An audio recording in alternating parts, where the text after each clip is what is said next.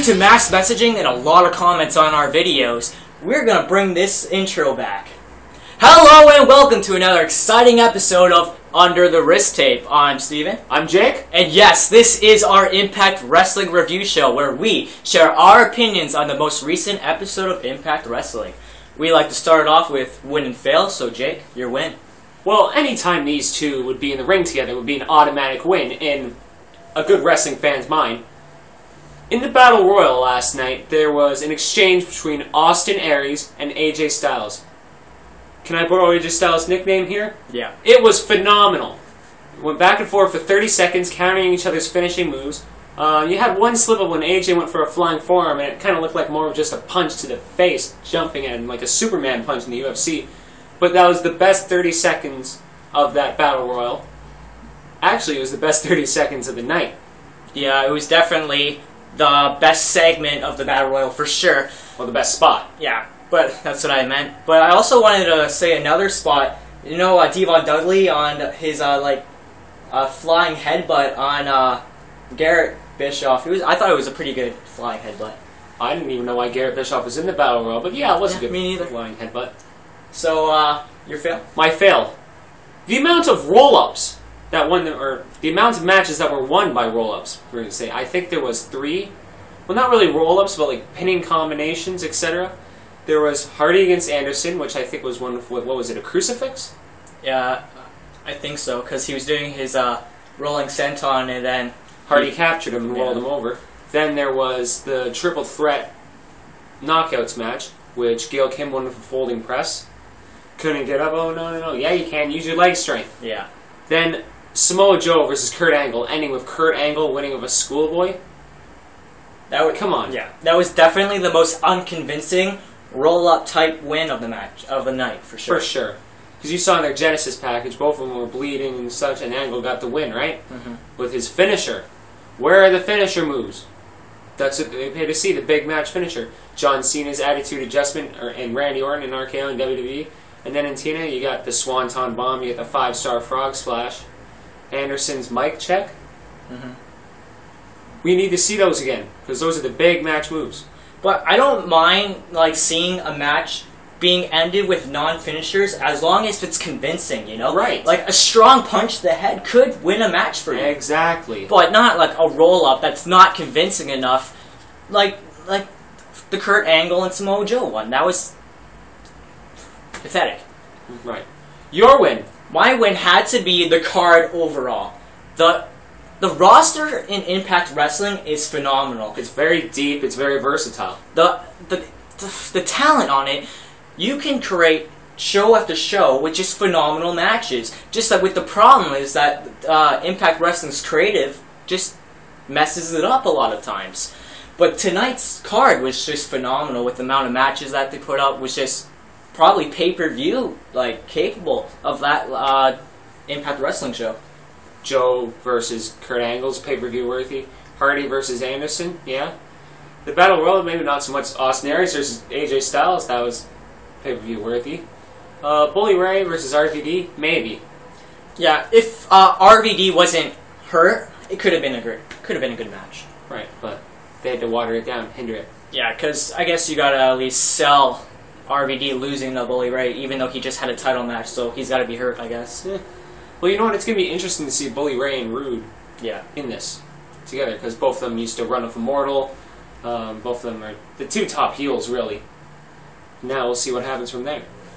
Okay, so my fail has to be the value of the World Heavyweight Championship qualifying matches. Now, I can see winning the match and then being put into like a Fatal 4-Way or like a 5-way match or even a tournament, but you win, and you get to be chosen from Hulk Hogan to have a match with Bobby Roode. I don't see the value of winning the match to be chosen out of 4 guys. I guess it's some value into it, but like I said before, I'd rather see a tournament or a Fatal 5-Way match or whatever it's called. I agree with you 100% on this one. But yeah, what you said, the tournament idea, I like that. Have 2 matches like randomly drawn, say Bully Ray against AJ Styles and Jeff Hardy against Kurt Angle. Mm-hmm. Winners of those matches move on.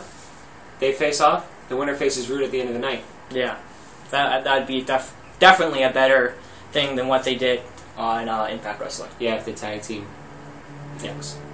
So we saw the opening of the show begin with Bobby Roode in the ring saying, I'm better than RVD and stuff. And next week on Impact Wrestling, if he's a champion still, he will be the longest reigning World Heavyweight Champion in Impact Wrestling, the career. And who had it before was AJ Styles. And AJ Styles will have a chance to take the title back if he's picked by Hulk Hogan. But what he was doing, he called out Hulk Hogan out and saying, hey, I'm going to have a celebration. I'm going to list my demands. A celebration of domination. Ric Flair, he said he's going to throw the biggest party Impact Wrestling has ever seen. Ric Flair wanted to throw the biggest party. Bobby Roode wants to throw the biggest party. It's not about wrestling. No. It's about who's the best party host. Gosh. But doesn't his list of demands kind of remind you of someone of the WWE recently? Brock Lesnar. But it's watered down to at least fit the TNA standards. Oh, yeah. Like M&M's, confetti, and at least something that the TNA staff can afford. Well, you saw the porta potty. I guess that was just leveling out the budget. Yeah. So, did you like the opening segment? I like the fact that it wasn't 25, 30 minutes like most normal TNA opening segments. Yeah, I like the fact that how Hulk Hogan was used, the amount of time he was used. Like I said in a previous episode when I was alone, giving that much time to Hulk Hogan each episode is reasonable, and I can at least watch him for like 5 minutes, but not over-exaggerating it to like 25 minutes a show. Let's just hope next week's not open mic night and they actually do open fight night. Yeah. And gut checks next week. Yay, we get to see another sloppy independent crowd up. Yeah. Hopefully they'll bring up a good one this time. I don't know. Try Jack Evans. See if you can get him out of Mexico. Try some guys from Ring of Honor. You've got a whole pool of talent there. A lot of unsigned guys. Bring them up. Yeah. So the first qualifying match we saw was Bully Ray versus RVD. The match ending with Bully Ray winning with jumping cutter, or an RKO, a diamond cutter, but he said Ace Crusher. Yeah, but he said it was his alone version of the 3D. The alone version of a 3D would be a press cutter, which would throw him up in the air and drop him with that. Yeah. So, do you like him using the jumping cutter? He always has. He always has. He's just recognized it all of a sudden now. Yeah, pretty much. Like whenever you'd see, if you're a video game fan like me, you've played the SmackDown games. SmackDown, Here Comes the Pain, his finisher, cutter. WWF No Mercy for N64, his finisher, cutter. Yeah. It's always been that way. So they're just recognizing it all of a sudden now. He's never been able to pull it off because he's always had Devon lifting him up. Okay. So did you like the results of the match? To be honest, I see more interest in Bully Ray against Robert Roode because of the heel-on-heel interaction than Rob Van Dam against Roode again. We see Rob Van Dam losing at Sacrifice, and now we see him losing again. Does that indicate that he's leaving Impact Wrestling? Because like I said, he was doing that terrorist attack because his contract is expiring. Do you think he's going to be leaving Impact Wrestling? I can see it happening by the end of the year. I said a few weeks ago, if Van Dam doesn't win the title on Sacrifice, I see him in WWE by the end of this year. And I'm sticking to that. Yeah. Okay, so after the match, we saw Joseph Parks again with Bully Ray. I guess they're trying to set up a feud or a match, but it's just going on and on, the setup. At Sacrifice, we see Abyss coming out saying, "You're getting too close to the fire," or something like that. I see this feud culminating in a 2-on-1 Monsters Ball match. Abyss is going to bring back the Monsters Ball, maybe for Slammiversary, maybe for Hardcore Justice down the line. But yeah, that's where I see it going. Okay, so we're seeing a new superstar added to the TNA roster, which is a crossbreed of MMA fighter and now a wrestler whose name's King Mo. Do you like this idea or do you dislike this idea? Black Brock Lesnar. Yeah.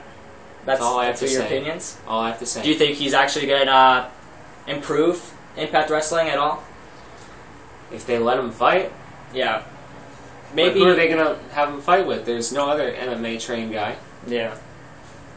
They got nothing. There's pretty much nothing you can do if they just squash people, throw some fake elbows, whatnot, submission grab. That's what he's going to win. It's submission. He's going to be a grappler. He's going to work the body. That's it.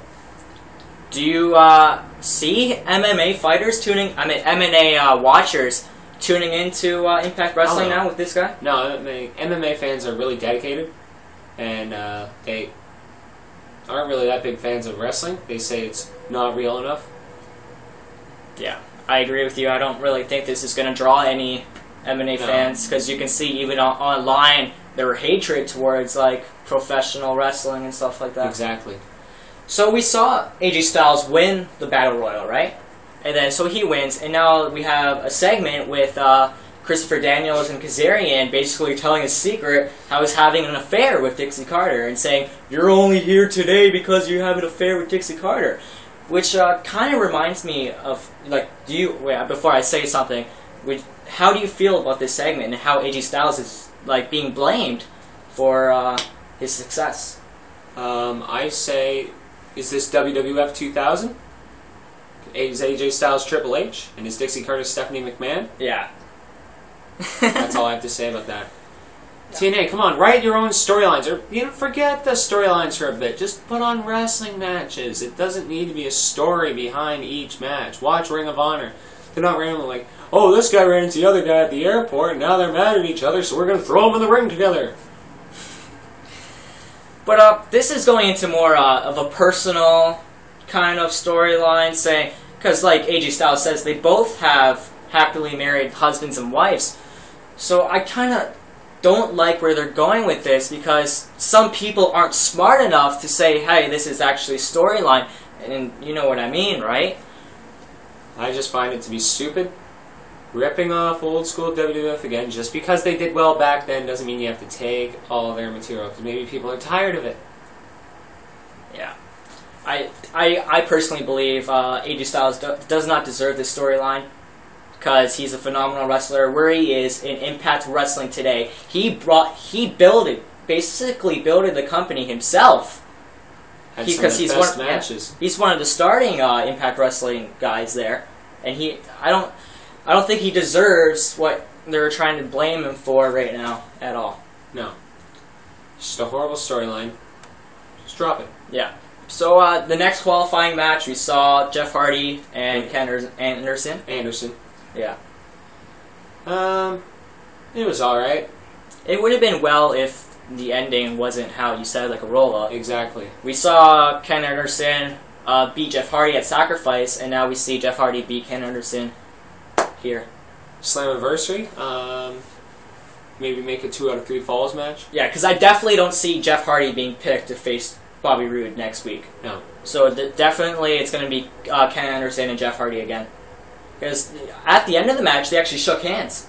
A sign of respect. Yeah. Well, I mean, back when Jeff Hardy came into TNA again, and Anderson was coming, they were putting a tag team called the Enigmatic Assholes, I believe. Back when, oh yeah, where did the Anderson's asshole gimmick go? I don't know, I haven't heard it in a while. Maybe the WVPG Kool-Aid is running off on them. Yeah, I guess so. But yeah, these two have them wrestle like a 2 out of 3 falls match at Slammiversary. If you want, you can have one of them go for the handshake after the match. Maybe one guy turns and a more personal feud starts. I wouldn't mind it. And again, I also wouldn't mind seeing this feud go away either. Yeah. So we saw Gail Kim retain her Knockouts Championship match against Velvet Sky and Brooke Tessmacher. Do you like seeing Gail Kim the champion for this long? Or well, yes, because she's probably the best female wrestler on the roster. Or the best knockout, whatever you want to call her. They need to bring her in more knockouts to battle with her. Like Mickie James, where the hell did she go? I don't know. She's a great wrestler. There's a couple girls on the independents. Daisy Hayes, Lufisto, Sarah Del Rey. You can bring those girls up, give them a shot. Hey, how about a female wrestler on Gut Check next week? Yeah, because I definitely don't see Brooke Tessmacher being a convincing Knockouts champion. Like I said when I reviewed Impact Wrestling last, like the last episode, I don't see it happening. And right now, I do believe that Gail Kim is the best females wrestler, and it shows because she's been the Knockouts champion for such a long time now. That's true. So the last match we saw was Kurt Angle and Samoa Joe. Could be an excellent match, but the ending with the roll-up ruined it. I like the video package they put on before, demonstrating the past history, but, The match for Joe versus Angle, they could have done more with it, but then again, given it's just weekly slot, not like an actual pay-per-view match, they had to water it down. It was still one of the better matches, though. Yeah, because we have two great performers, Kurt Angle and Samoa Joe. Like we see, Samoa Joe needs to drop weight, though. Probably a little bit, but we've always seen Samoa Joe as a big guy. Well, yeah, but if you watched in the video package, you saw him back in 2005, because they were advertising the 10-year anniversary. You saw him in the Unbreakable 3-Way. Then you saw him against Angle back at Lockdown 2008. And you see now, he's pulled a Kevin Steen. Yeah. Just ballooned. Yeah. Sorry, buddy. Yeah, so now we see Jeff Hardy, AJ Styles, Kurt Angle, and Bully Ray, 4 people who could be chosen to face Bobby Roode next week. Out of those 4 guys, who do you think will be chosen, not who do you want to be chosen? Who do I think will be chosen? Yeah. Kurt Angle. Yeah, I have to agree with you. Kurt Angle has been on a dominant performance lately, and I do believe Hulk Hogan would pick Kurt Angle to face Bobby Roode next week. But now, personally, who would you want to face Bobby Roode out of the 4 guys? This is going to come as a shock to you. Bully Ray. Yeah. I want to see them actually get in there and go at it, because he hasn't really had a challenger like Bully Ray. He hasn't had that big guy to combat with. And plus, with the Immortal, will that tie in? Mm-hmm. Will that lead to maybe Bully Ray wrestling a cleaner match, or who knows? I don't know. You? I was actually leaning more towards either AJ Styles, because AJ Styles is phenomenal, and he has the longest reigning title holding. So maybe you have him face Bobby Roode next week, win, or maybe, I don't know, even put on a convincing match and show who's actually the better between the 2 of them, and whoever wins can be saying, yeah, I've held the title the longest, I deserve it. Right. Yeah, I could see that happening. That'd be a good match to watch. But actually, who I actually want to see Bobby Roode face, and who's not even in the top 4, is Austin Aries. We see him win against Bully Ray at Sacrifice. He's convincing us that he can move up to the top card and face Bobby Roode for the title. Why, they just should put the belt on Austin Aries right now. Just say, you know what, Bobby, forget it. Just give us the belt. Yeah. Put it on Austin Aries. We're going to let him carry the company for the next 6 to 10 years. We're going to let him pull what AJ did. And hey, maybe we'll be, instead of our crappy little setup here, maybe we'll go into different arenas around the country. Yeah, maybe.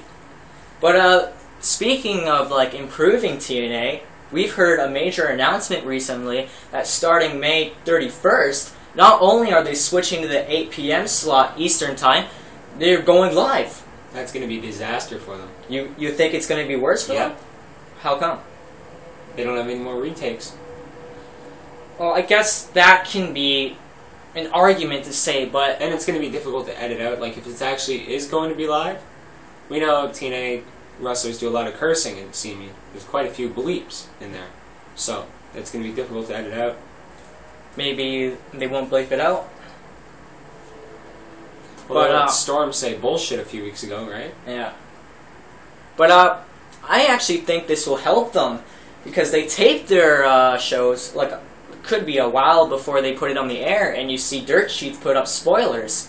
That's true. And a lot of people don't actually watch the show if they can just go on the internet and see who wins. So maybe those guys who can't see the spoilers will actually tune in and watch Impact Wrestling. That's a good point, actually. Yeah. Well, who knows? But this is the point of the time of the show where we ask Bias Black Guy a question. So, Jake? Bias Black Guy, what do you think of King Mo? What, are you kidding me? Finally, more black guys! Well, that's Bias Black Guy for you. I'm Steven. I'm Jake. And this has been Under the Wrist Tape. Please support Daniel Bryan. Thank you.